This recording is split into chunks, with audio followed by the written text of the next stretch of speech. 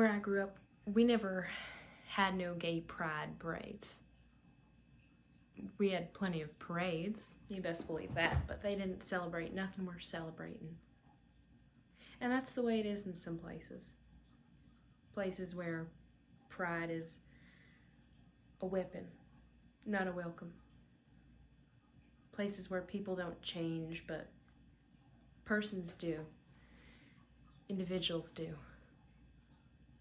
And those changes gotta be kept private for safety's sake. Kept so private that we never find each other. Kept so private that you come to believe you're the only person like you. And I ain't saying I was the first lesbian in my town. I couldn't have been, not by a long shot. I'm just saying that a lot of good men and women went to their graves living a lie. And I would have liked to have known them. I would have liked to have been a comfort to them. I know for a fact that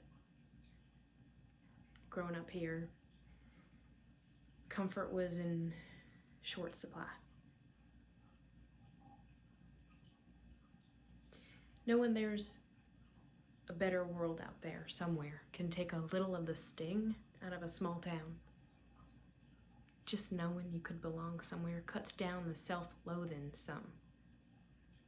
But just some.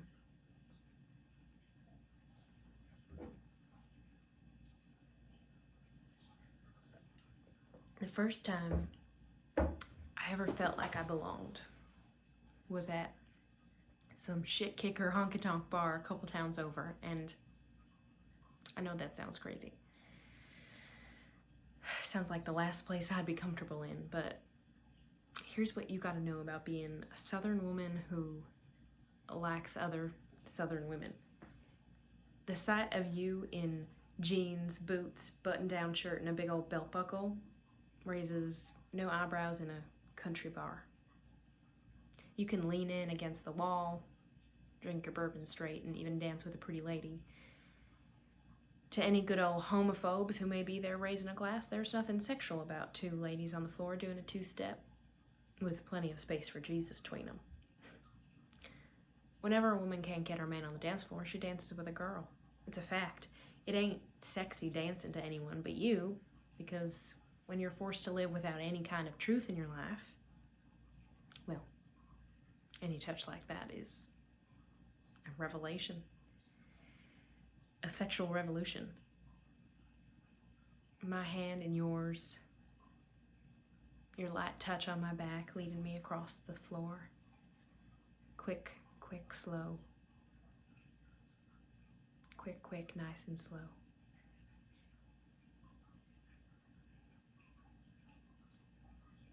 The funny thing about music is you gotta find coded messages, and when you can't find them, you gotta make them up. Queer and straight lyrics is the only act of Southern rebellion I can stand up for. Now I know that Ernest Tubbs sure as shit wasn't talking about no same-sex relationship when he wrote, "I'm walking the floor over you." I can't sleep a wink, that is true. I'm hoping and I'm praying as my heart breaks right into walking the floor over you. But that's how I heard it when I paced my bedroom floor at night thinking about some friend I was in love with. As I poured over every smile she gave me, every embrace, every silence we had together, every bit of potential in that silence, you tell me the boy ever paced like that at night for a girl. And I know I could have just listened to Come to My Window by Melissa Etheridge and not had to do the work to queer the line, but if my daddy heard that coming out of my room, it may have raised some questions. When straight folks say, "Why don't you just stay in the closet? Isn't it easier?" They have just no fucking idea how hard it is. As if hiding and passing is a natural state. Something you can do without thinking. Shit, no, you gotta interrogate every movement. You gotta mentally record everything you say and do during the day and play it back at night. You gotta go over it with a fine-tooth comb. You gotta push everything you are into a tight little ball that becomes heavier than you. So much heavier than its size would suggest. Heavier than you could ever dream of lifting, and you gotta carry that ball around with you in your chest. Gotta collapse a star.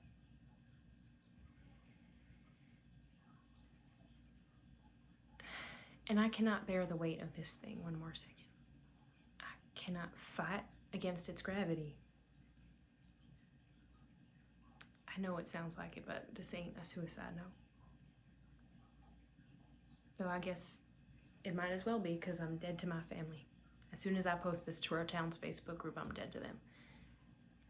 Dinners around here will be quiet for years.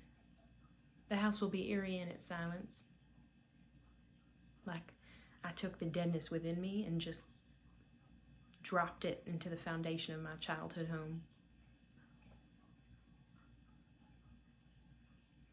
And I'm okay with this because I have to be. I love my family, I do. I just don't love anyone enough to spend my life feeling like this. And I know they love me, but I gotta say, real love would never ask you to suffer like this.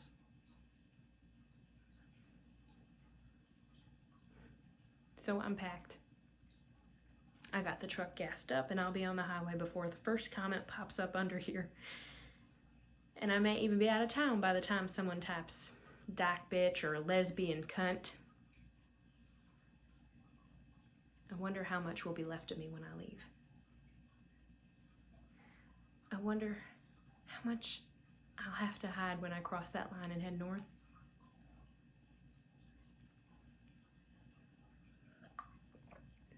Folks get funny about a twang. It's a soft sound, but it's hard on some ears. To northers, it's the sound of pickup trucks and rebel flags. It chills the blood.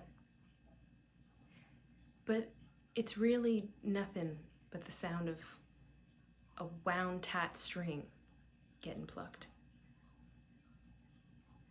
It's a release of tension. It's the sounds of the South that I'm gonna miss most of all.